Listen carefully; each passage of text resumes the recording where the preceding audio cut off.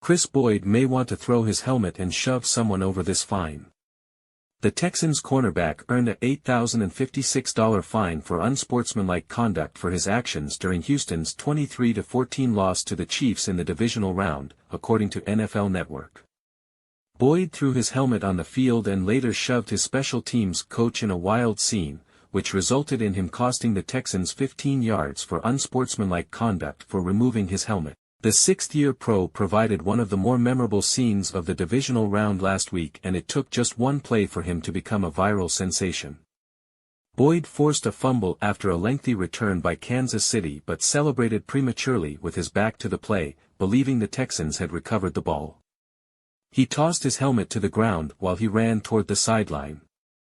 The story then took a wild turn when Boyd shoved Texans special teams coach Frank Ross, who was yelling at him seemingly to inform Boyd that something had gone wrong. Boyd continued to move toward Boyd after the shove and point in his face, which many took as a sign that he was not pleased with Ross. However, Boyd later clarified there was no maliciousness behind the play, telling Houston reporters he was too excited and, "I did something I shouldn't have. I was turned," Boyd said. "That first play kickoff, they thought they had a big play and I got the ball out, and as I'm getting up, I look at the screen and I see nothing but white jerseys, and they're all pointing in the Texans' direction. So, I was like, oh yeah, we got the ball, too. Turnover. I was just turned." Boyd added that he loves Ross. "He told me, hey, listen, don't worry about that," Boyd said.